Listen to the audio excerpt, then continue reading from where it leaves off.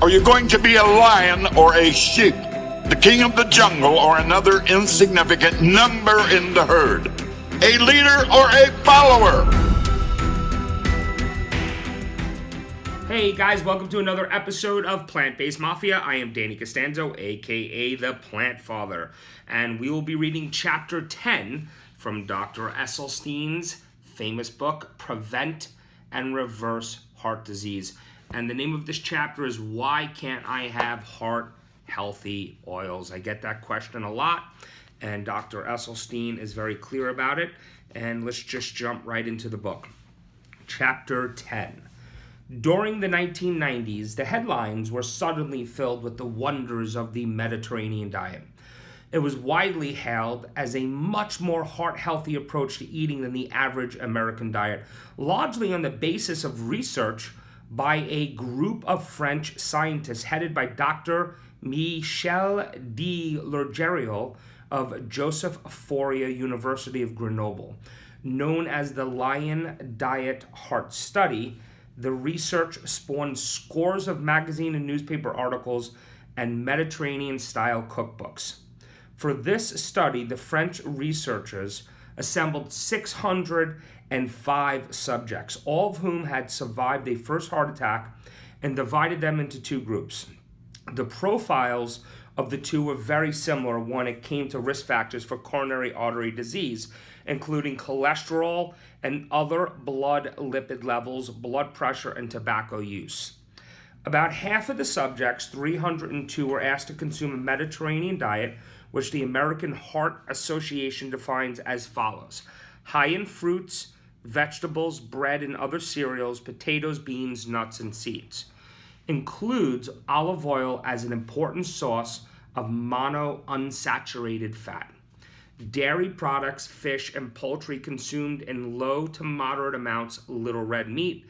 Eggs consumed 0 to 4 times weekly. Wine consumed in low to moderate amounts. Participants in this group agreed to consume a diet that averaged 30% of daily calories from fat, 8% from saturated fat, 13% from monounsaturated fat, 5% from polyunsaturated fat, and just 203 milligrams a day of cholesterol. The other participants in the study, 303 people in all, functioned as a control group and were given no particular dietary advice beyond being asked by their physicians to eat prudently. On average, they ate a diet that the American Heart Association describes as comparable to what is typically consumed in the United States. It derived about 34% of its calories from fat, 12% from saturated fat, 11% from monounsaturated fat, and 6% from polyunsaturated fat, and included about 312 milligrams a day of cholesterol. After a little more than a year, the researchers noted that those following the Mediterranean-style diet were doing much better than the control group. The results that reported were striking. After nearly 4 years, the results were clearer than ever. Those on the experimental diet were 50 to 70% less likely to experience all the cardiac ailments the researchers recorded, from minor events that required hospitalization to major emergencies such as angina, stroke, or heart failure, to heart attacks and even death. Impressive results. It is not surprising that they received such great attention and that the Mediterranean diet attracted many adherents. And it is also not surprising that many of my patients are at first puzzled by the fact that my nutrition plan does not permit monounsaturated oils such as olive oil or canola oil to be a part of an arrest and reversal program for coronary artery disease. Because of the Lion Diet Heart Study, the media have taken to referring to these oils as heart healthy. Well, nothing could be further from the truth. They are not heart healthy. Between 14 and 17% of olive oil is saturated artery clogging fat, every bit as aggressive in promoting heart disease as the saturated fat in roast beef. And even though a Mediterranean diet that allows such oils may slow the rate of progression of coronary artery disease, When compared with diets even higher in saturated fat, it does not arrest the disease and reverse its effects. Dr. Walter Willett, a professor of public health at Harvard, has written a book touting the benefits of monounsaturated oil. Recently, when he was lecturing in Cleveland, I asked whether he had seen any evidence that a diet rich in monounsaturated oils has arrested and reversed coronary artery disease.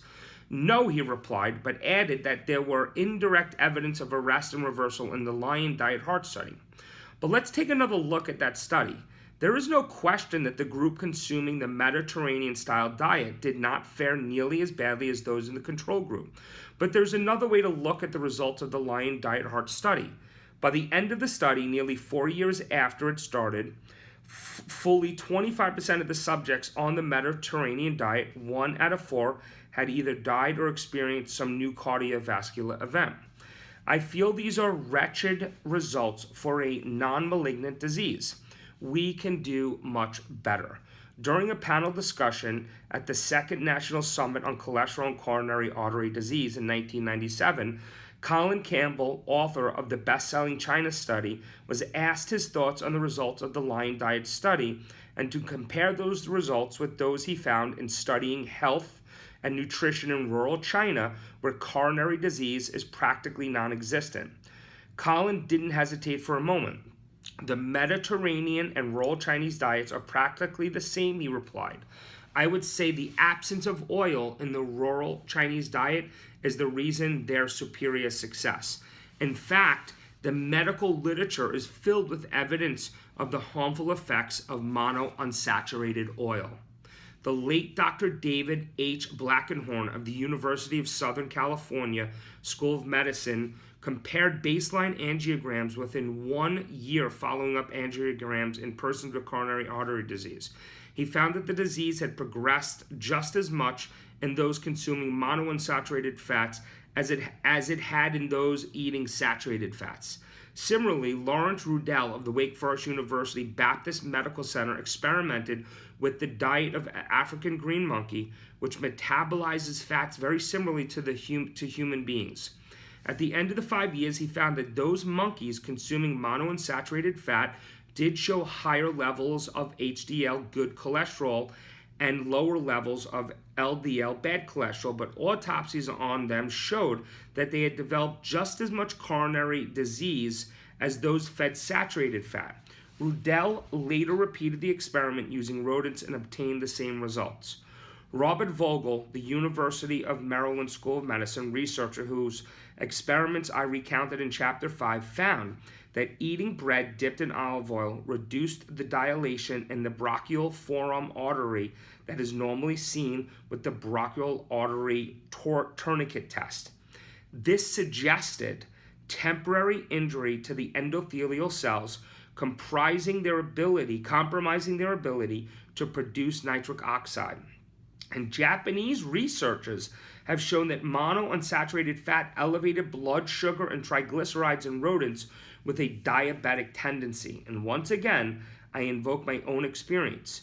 In the summer of 2004, I had a call from Reverend William Valentine of North Carolina. In 1990, he had undergone a quintuple coronary bypass. Since that surgery, he had been carefully following a plant-based nutritional program. His weight had fallen from 210 to a trim 156, which he had maintained over the years. But by mid-2004, he was experiencing a recurrence of angina, especially when he exercised and sometimes even while resting. He had read about my program in a health newsletter, and he wanted my advice. He was extremely anxious about undergoing any repeat bypass surgery or intervention and wanted very much to avoid it. But he couldn't imagine what more he could do on his own to curb the angina. And since he was eating whole grains, legumes, vegetables, and fruits, I was initially baffled. At a loss for suggestions, I asked the Reverend Valentine to tell me once again everything he was eating and to leave out absolutely nothing. This time he added to the list he had forgotten. He said to mention that he was consuming heart-healthy oil at every lunch and dinner in his salads. It was what they call a eureka moment. Immediately, I advised him to give up the oil. He He did, and within 7 weeks, his angina had completely disappeared. So I get this all the time. I tell my friends and family, olive oil is bad for you. And man, do they put up resistance. And I understand that because we've been conditioned to believe that olive oil and other oils from other natural fats are really good for us. And I'm going to believe what Dr. Campbell has to say, and Dr. Esselstyn, and all of the specialists in this field. The choice is up to you. You don't have to, but the science is there. So I would really recommend to following the suggestions and the recommendations of the men and women that have dedicated their lives to helping reverse disease and heart disease. And these are the people that you should be listening to. So again, if you are trying to reverse heart disease, or any disease for that matter, go and buy this book. If you have a family member or a friend that is suffering with some sort of cardiovascular disease or a heart issue, buy this book for them. You could also tell them to listen to my videos. I'm reading the entire book. We're on chapter 10. And if they don't want to read, they could listen. They could also listen on my podcast, which is Plant Based Mafia. And you could find us at SoundCloud. I also post the videos on Facebook, again, at Plant Based Mafia. So tune back in. We're going to be posting videos. Typically, we try to post every Monday, Wednesday, and Friday. I was backed up for 2 weeks in LA because I had a film premiere of the last film that I produced. So this is just essentially a side passion piece for me here.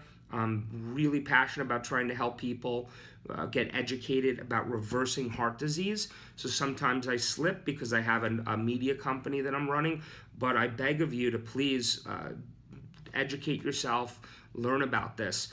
What's really important too is your inflammation factor. I'm going to go into that in another video, but I am really working on my inflammation. I just got all my blood results back, and my cholesterol is at 149. My lipid levels were great.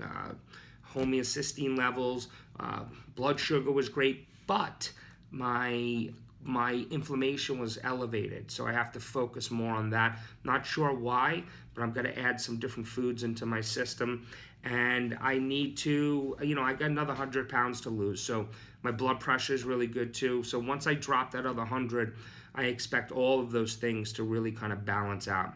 So again, tune back in. This is gonna be Friday. What's the date? I don't even know. Not even sure. June 23rd, I believe it is. And so tune in. After this, we'll be posting again next Monday, Wednesday, and Friday. So peace, and let's get healthy together.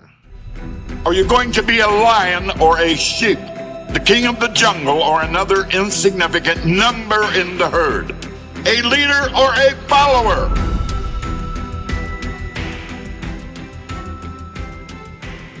Do you even lift?